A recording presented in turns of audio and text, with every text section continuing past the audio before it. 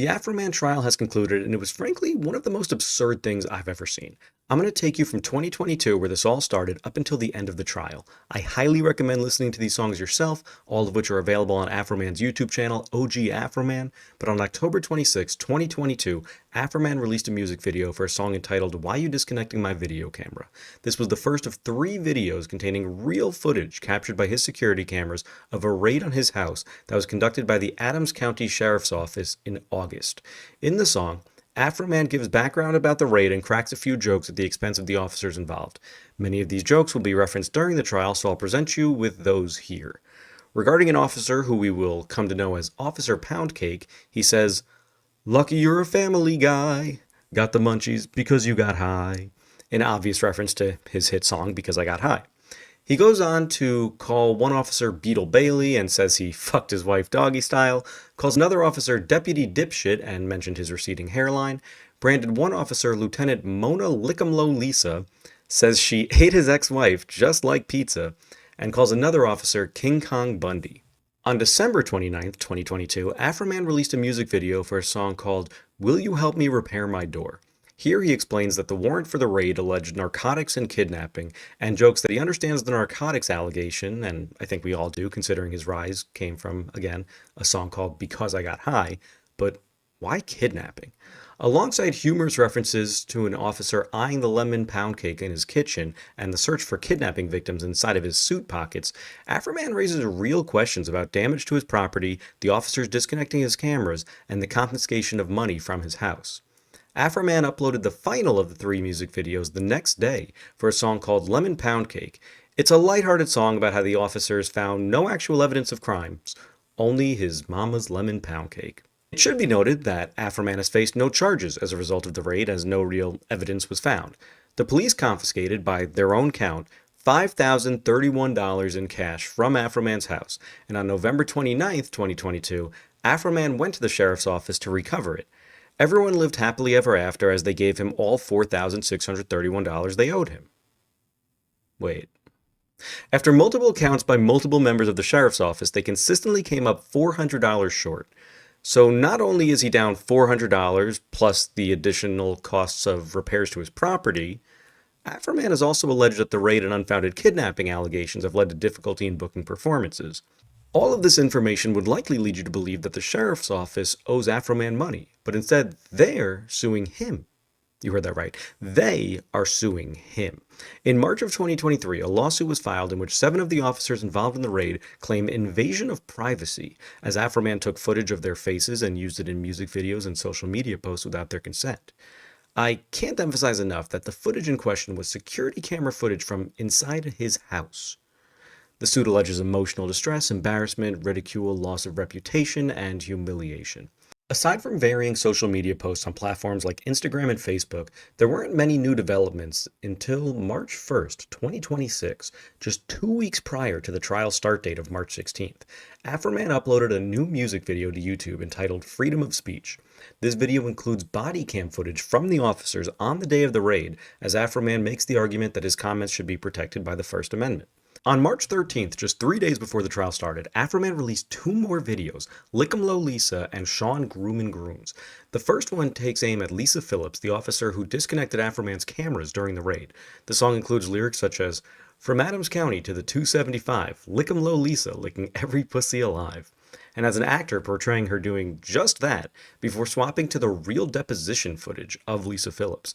Afroman then offers up an apology before taking the actor to his house and having a surprisingly graphic, but still tasteful enough for YouTube, sex scene with her. The next video stars another cop involved in the lawsuit, Sean Grooms, and starts with him incorrectly pronouncing the Hunchback of Notre Dame in his deposition footage as Hunchback. It then cuts to Afroman explaining that Grooms blames him for his divorce, but when his attorney reached out to his ex-wife, she allegedly explained that the real reason they got divorced is that he was having sex with meth addicts while on duty, giving them what Afroman refers to as penis plea deals. 2 days later, just one day before the trial was set to begin, Afroman released his next song, Bataram Hymn of the Police Whistleblower. Draped in an incredible suit with an American flag pattern, Afroman marches to a tune inspired by the Civil War era Battle Hymn of the Republic and recaps the events of the raid while repeatedly reminding everyone that the proof's on the internet. He again pokes fun at several officers involved in the raid, as well as the judge who signed the warrant and the county prosecutor. Finally, on March 16th, mere hours before the trial was set to start, Afroman uploads two more music videos. Brian Newland is a flag, and Randy Walters is a son of a bitch. Newland and Walters are, of course, two more cops involved in the suit against Afroman. The first starts with a video of a woman accusing Newland of sleeping with underage girls before the song then begins. In addition to repeatedly calling him a pedophile, the song points out that Brian's brother, William, was charged with disseminating obscene or harmful material to a minor, which is a fancy way of saying he likely sent dick pics to a child. Or, child might be strong, let's just say a minor. When the song concludes, we return to a longer segment with the woman we saw at the start of the video before witnessing body cam footage of the raid, deposition footage, and then footage of another woman alleging that Brian Newland had her suck his dick in the interrogation room and claims that Newland told her about underage girls he had sex with. The most recent video features real footage of Randy Walters running a stop sign and crashing into another car, along with Afroman singing that he fucked his wife before pointing out that he's a, and I quote, penguin-looking motherfucker. Now we're going to go through the trial largely in order, but first I wanted to draw your attention to this clip from the third day of the trial. Are you familiar with the song Wet Ass Pussy? Yes, Is that a rap song? it is. Has your students played it in class? Once, and I asked them to please turn it off. When they were listening to it, did they think that was fact? No, So they didn't think that that was depicting anything in real life? no. I showed you this clip A, because it's funny to hear the phrase wet ass pussy said in a courtroom, and B, because a critical component of this case was whether or not a reasonable person would hear a song and believe the lyrics are to be interpreted as reality. After all, could your reputation truly be damaged by words that the listener doesn't see as truth? The woman you see in this clip is a teacher and the ex-wife of Sean Grooms. She goes on to testify that even the teenagers she taught knew better than to take the lyrics to these songs as literal fact. Personally, I think it's reasonable to believe that Cardi B and Megan Thee Stallion have extremely moist vaginas, but I don't think it's reasonable to believe that you need a bucket and a mop to deal with them. With this concept in mind, let's return to day one where Robert Klinger, attorney for the prosecution, opened the day by recapping the events of the raid. He goes on to explain that Afroman has taken to social media to refer to the officers as thieves, Brian Newland as a pedophile, but then he makes a bizarre claim that Afroman, and I quote, saved his most severe attacks for Lisa Phillips. Now, Mr. Foreman, as I indicated a moment ago, saved his most severe attacks for Lisa Phillips.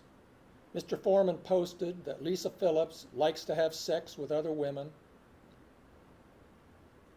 He used other words. She ate my ex-wife just like pizza. Pussy, pussy, pussy, eating, blah, blah, blah, over and over, thousands of times on the internet. People saw it, people laughed, people from out of state, but people here in Adams County would sometimes yell at her when they saw her. Hey, Lisa Licc'em Low Phillips, that was his nickname for her. Over and over. On what planet is calling someone a lesbian more severe than calling someone a pedophile? Now, there are some countries in the world where same-sex relations are punishable by death, but this is America. The notion that being called a lesbian or transgender, as Afroman also suggests elsewhere, is somehow more severe than being called a pedophile is frankly alarming. The rest of Klinger's opening statements are fairly straightforward, with some more specific references to Afroman's comments about the other officers involved. David Osborne Jr., Afroman's attorney, whom you previously heard asking the question about wet-ass pussy, then gives his statements. Osborne explains that the First Amendment gives Americans the right to mock public officials, which includes law enforcement officers, and also touches on the destruction of Afroman's property and the confiscation of his cash during the raid. He brings up the claim that they disconnected the cameras to take them as evidence, but points out that they just left them on the couch rather than actually taking them. The first officer to take the stand is Brian Newland, but if you've kept up to date with Afroman's social media, you'll know that he talks about these cops as if they're Game of Thrones characters, where you have to address them by their full titles at all times. In this case, the titles are elaborate nicknames he has devised. With that in mind, the first officer to take the stand is pedophile police officer baby-making Brian Newborn Newland. It's like a Tribe Called Quest, you say the whole thing. We learn that while he claims to have lost his dream job due to Afroman's activity, he actually took the same job at a higher salary in a different county. We also learn that he was the officer in charge of handling and counting the confiscated cash, that he was the only one to count the cash despite usual practice of having two people count, and that he messed up the count. He also acknowledges a failure to seal the evidence bag and admits that while he has Officer Poundcake keep an eye on the cash at one point, he's not listed anywhere in the chain of custody. At one point, a Facebook post from Afroman is entered into evidence, and we get this moment of Klinger reading the post out loud. This is the uneducated can't count pedophile police officer that stole my money. His name is baby-making Brian, child molesting, newborn baby mama, newborn Newland, Detective Brian Newland. I have a song coming out about him. The chorus goes like this. I pledge allegiance to the flag. Brian Newland is a flag. He used to play with little toys. Now he plays with little boys. Watch your little boys around Brian Newland. He's very bold. He will fondle little boys' testicles and butt cheeks right in front of you in broad daylight. This is a public service announcement. Stay safe. Did I read that correctly? Yes. The next officer to take the stand is Lisa Phillips, and we once again get some incredible moments of Afroman's social media posts as well as song lyrics being read out loud by Klinger before it culminates in the entire nearly 14-minute Licc'em Low Lisa video being played in court while Lisa sheds crocodile tears. Has anybody in Adams County verified her vagina? If you haven't, you should, or she might.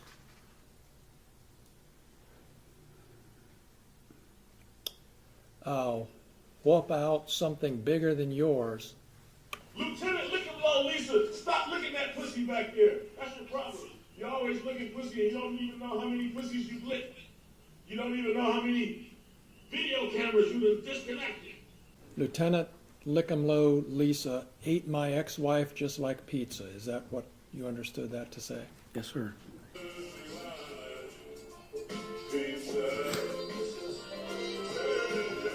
Day 1 concludes here with Licc'em Low Lisa's testimony set to continue the next morning.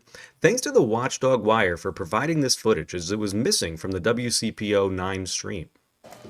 And then, you see these images, you see the videos, and it's consistent in my head. I mean, like I was eating his, pardon my language, his wife's pussy, and those kind of things. I don't know how to count because that's all I do is lick pussy. The alternate angle of the footage also allows for scenes like this one. Did Randy Walters order you to disconnect it? Do I need to answer this? I mean, this pertains to the search warrant. Justin Cooley, another policeman and the son of Officer Poundcake, is next up on the stand. Klinger uses this time as an opportunity to enter into evidence a number of posts criticizing the sheriff department as a whole, as well as Judge Roy Gabbard, who is not a party to this lawsuit, but none mentioning Cooley directly. Cooley testifies that Afroman's social media activity led to hostility in the community and even death threats to himself and his fellow officers. This is a claim we hear echoed by the other officers during the trial as well. Cooley claims that Afroman did identify or single him out directly in a post, but has no answer as to why it wasn't submitted by the prosecution into evidence. Osborne, however, does bring up an Instagram post from Afroman involving Cooley. You're called Deputy Phil Dipshit Receding Hairline Collins. Mm-hmm. Is your name Phil? No. Is your name Collins? Nope. So, you're telling me you had a nervous breakdown over being called a dipshit with a receding hairline? Can you tell me what fact about you that receding hairline or dipshit refers to, please? I'm sorry? What private fact of yours does that refer to? I mean, there's a picture of me, and let's see here. Talking about,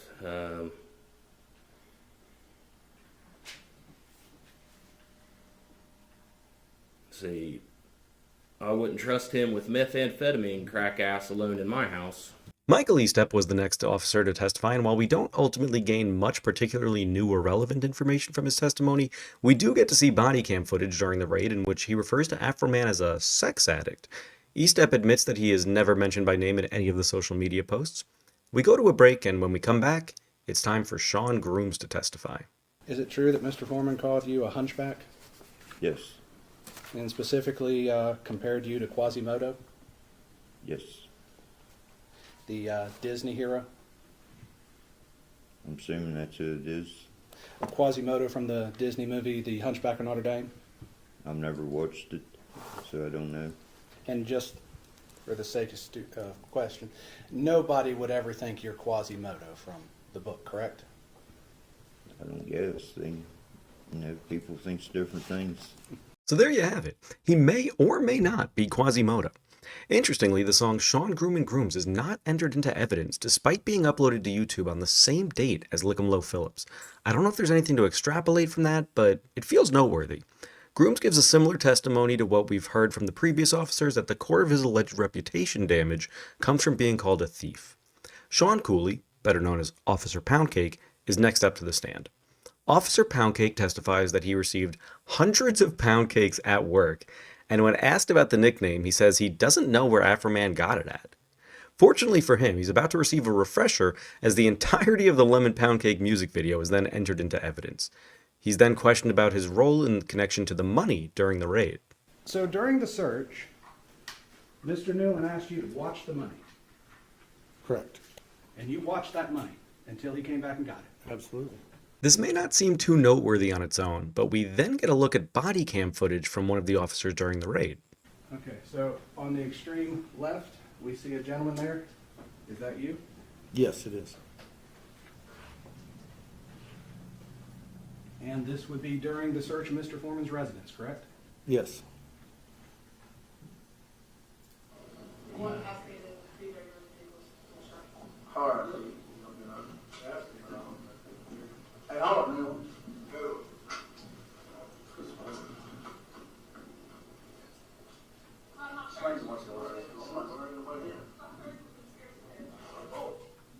Let me rewind this a second.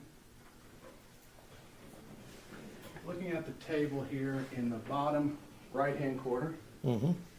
is that the evidence bags with the money? Yes, sir, it is. Those were the evidence bags you were just testified to that you watched the entire time for Mr. Newland? It's a evidence bag, yes.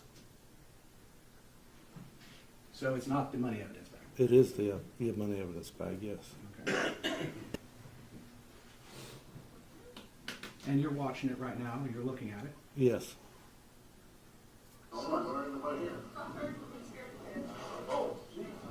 And you're walking outside now? Okay. The person's following you?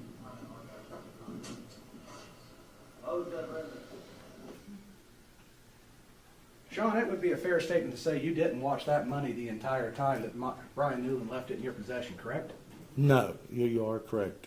He claims to have told another deputy to watch the money, but upon playback, he admits that what he actually said was, "I'm not worried, there's nobody here." He then goes on to make this ridiculous complaint about Lemon Pound Cake. There again, he made accusations that I smoke weed on there, which I don't. So that was a lie as well. As a refresher, the accusation he's complaining about is that Afroman says he got the munchies because he got high, which no reasonable person would take as an accusation when it's instead just a very obvious reference to the song Afroman is most known for. It's a, he said the thing moment. This may sound stupid, but when people talk about dirty defense attorneys, are they just saying I didn't wash my suit, or are they exaggerating? I don't know what's on their mind. It would probably be an opinion, though. There again, I don't know. Maybe they know something on you. Like I didn't take a shower that day? Yeah, that or you've done something you shouldn't be doing. So the only thing that you're saying painted you in a negative light is the general comments calling the Adams County Sheriff's Department thieves, No, correct? calling me a thief. So there is a specific post that calls you a thief. There's photographs of me on it, and he's accusing all of us of being thieves. So that incorporates me as well. So it refers to the Adams County Sheriff's Department as a group then, and you're part of that. Just members of the Sheriff's Department, not the entire Sheriff's Office. But it doesn't list your name. Yeah, there's posts that list my name, I'm sure. You mean you're sure? I'm pretty sure that there was some that had my name on it. I mean, I don't recall which ones, but We haven't introduced any to evidence by your attorney. What posts are you referring to? I need a date and time. I don't know. I'm just saying that there could be. I don't know. There could be, but you don't know. Right, right. Do you mind keeping your testimony to what you know, not what you're guessing at? Yeah, I have been as far as I can. As far as you can. With Officer Poundcake finally done embarrassing himself, it's time for Randy son of a bitch Walters to take the stand. There's a back and forth about whether or not he flipped off Afroman's security cameras, with Walters claiming that the reason he raised his middle finger was to activate a light on the handle of the shield he was holding. So you recalled a couple names by Mr. Foreman, one of those being, what was it, Beetle Bailey. Yes, sir. Does anyone believe you're Beetle Bailey? Probably not. That's a drawn cartoon. Probably not. So there's a non-zero chance someone believes that you are not a human being, but instead a cartoon. Fair enough. And when they call you a son of a bitch, that would be an opinion? I'd assume that would be an opinion. Okay. Because there's no way we can prove whether you're a son of a bitch or not. Nah, she's been dead for years. I'm sorry.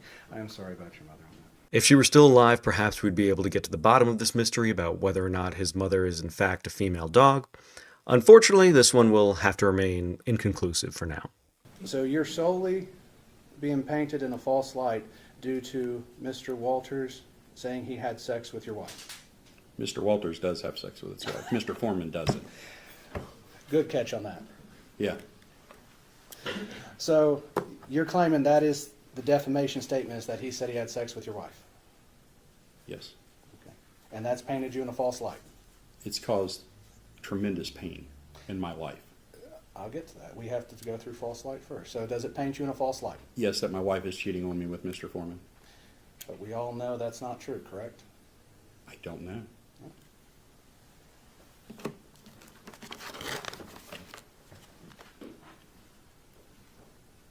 Wait, you don't know if your wife's cheating on you or not? You want to go there? No, I just want to ask that question because you said we don't know. I just Been need with an that answer. woman since middle school. I know. I would hope she wouldn't. But you know what? Once somebody puts it out there for their fun and entertainment, it's out there. And it's a problem. So it's something we cannot verify the truth of?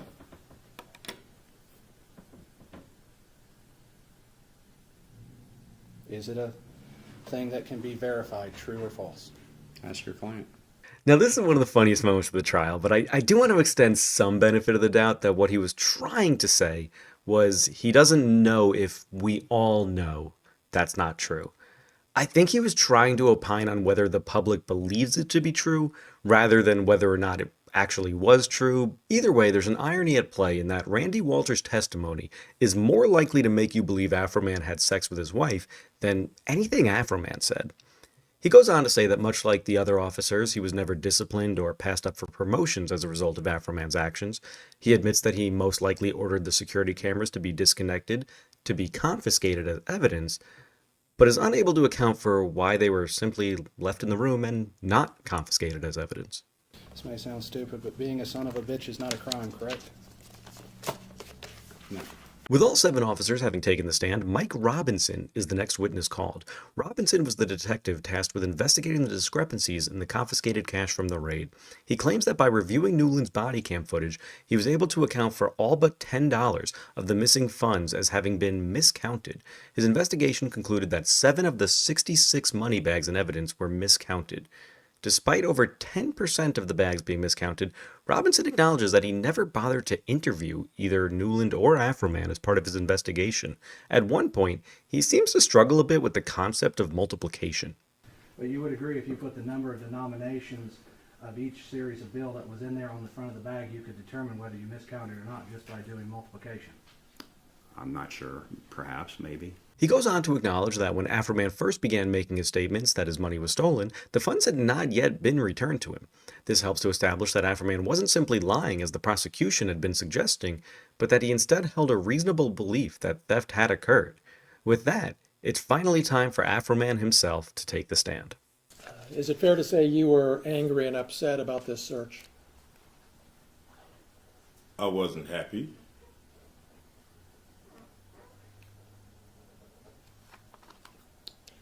And is that why you posted the things we've seen this week, because you weren't happy?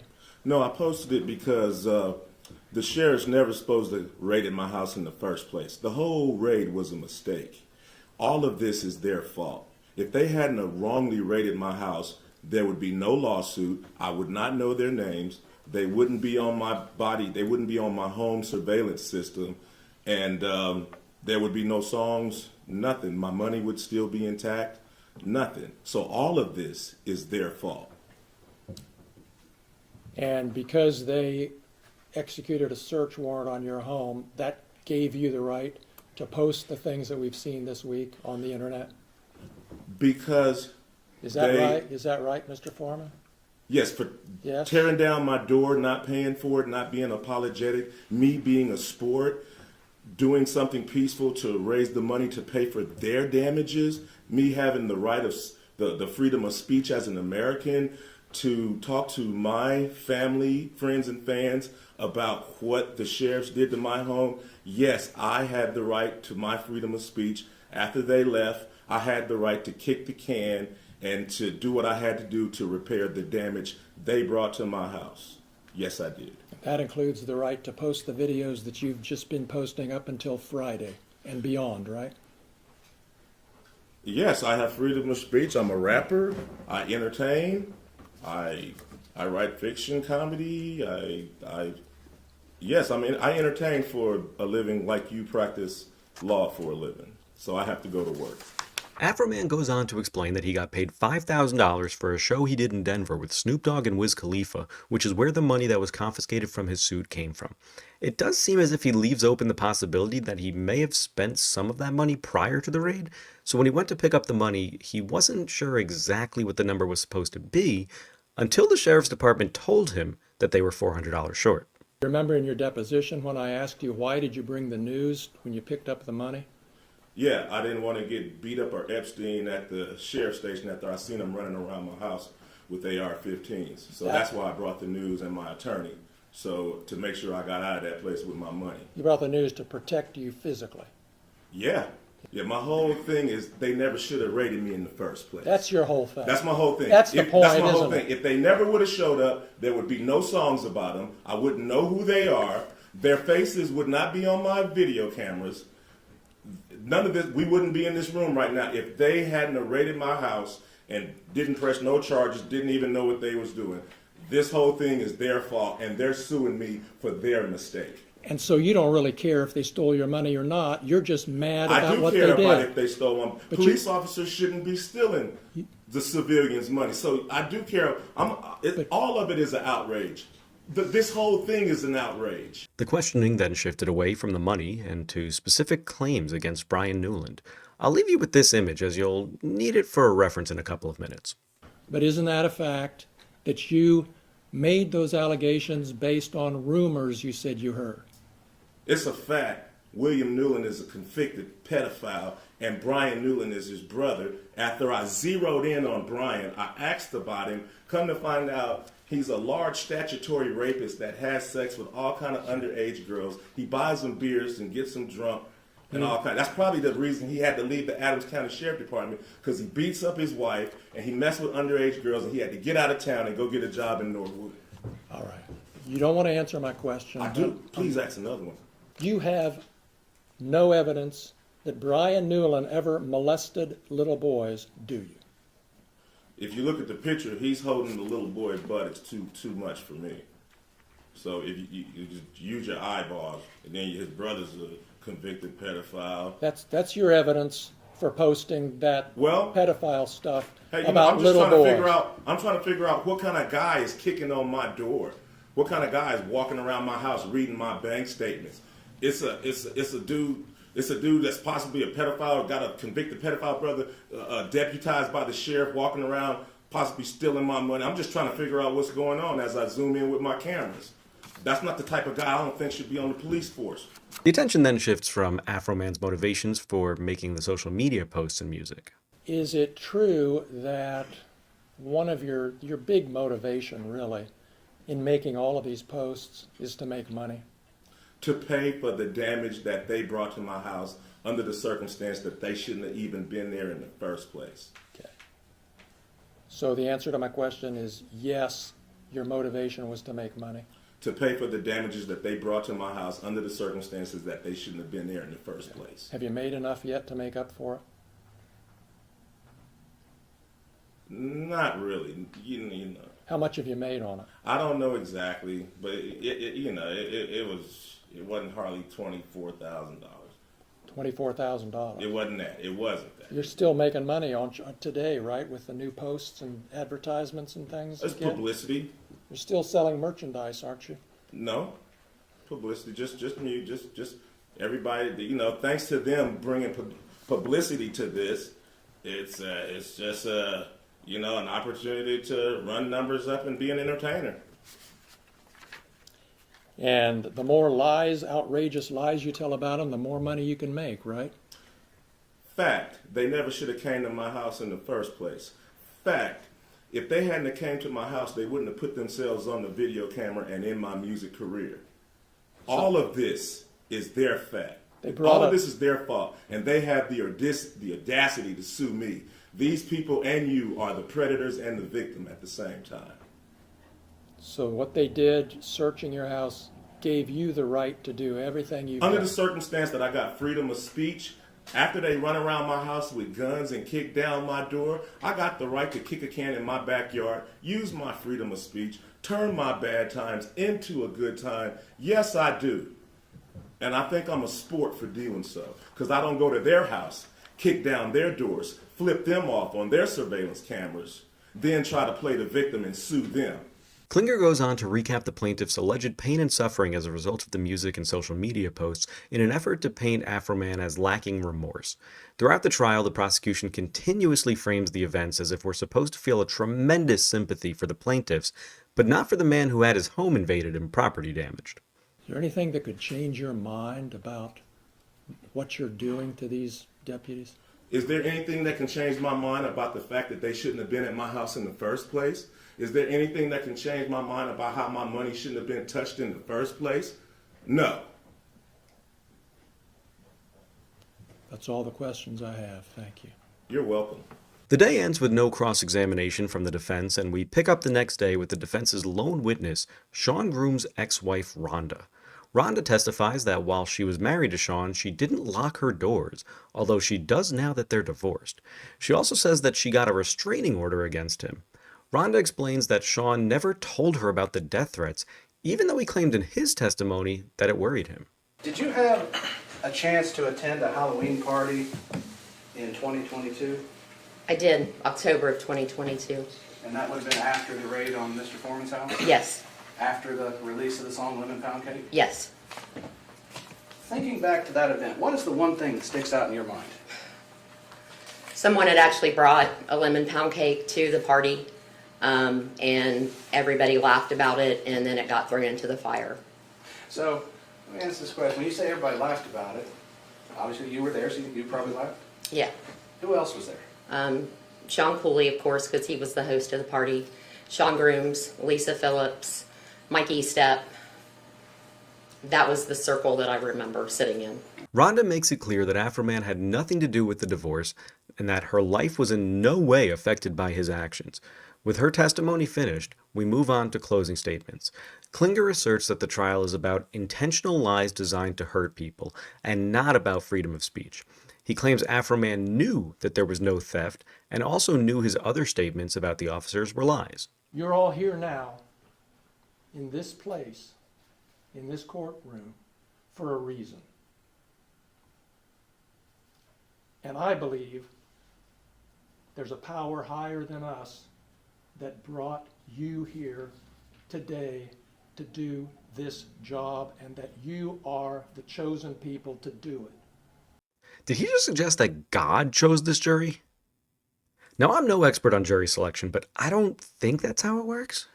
There's not going to be economic damages in this case. There's no doctor bills. There's no damaged property. I would argue there is damaged property, but obviously it's not on the side of the plaintiffs.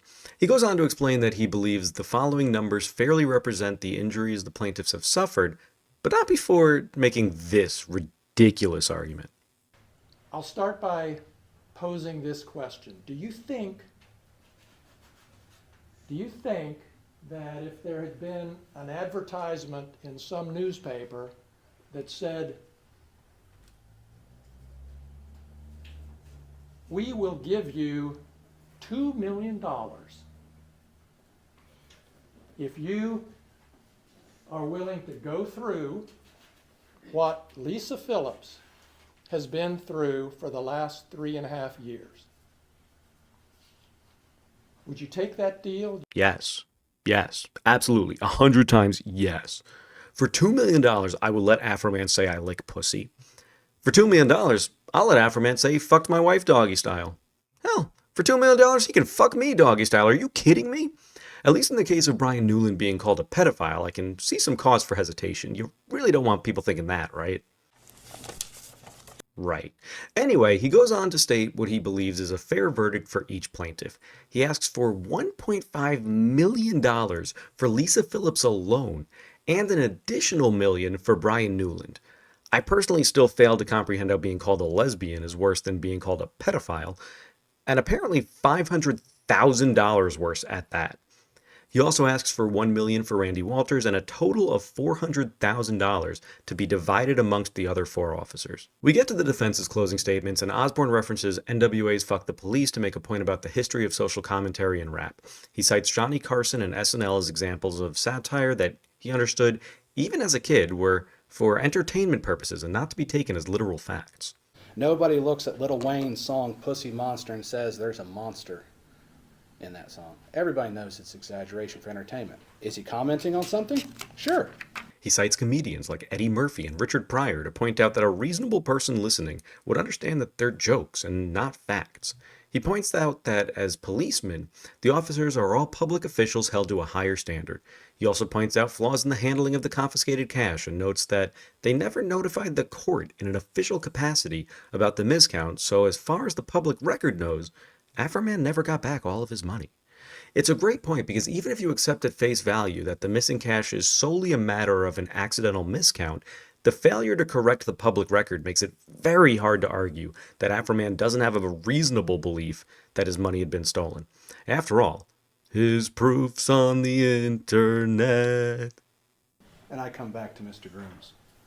He's worried about going out on a call and being shot. Now, maybe I'm old-fashioned, but if I'm going out on a call, I'm worried about getting shot, I'm going to call my wife and tell her to be safe, not sit here and go, I'm worried about me. That's not what you do. You take care of your family. It's a great point. If you're truly scared, you would take steps to prepare and protect yourself. Instead, as Sean Grooms' ex-wife testified, he didn't even tell his wife at the time about it, or even instruct her to lock their front doors. Bob went to great lengths to say nothing will stop him. Shows us where we're at. We got to stop his expression. We got to stop entertainment. We got to stop exaggeration. That's what Bob's talking about. What chilling effect does that have on the world we live in? Think about it. You don't like what a commissioner does. You don't like what our prosecutor does. You don't like what any public official does, and you make a joke, and you're drugging the court. It may not have been a tasteful joke. It may have been a bad joke. It may have been the greatest joke ever.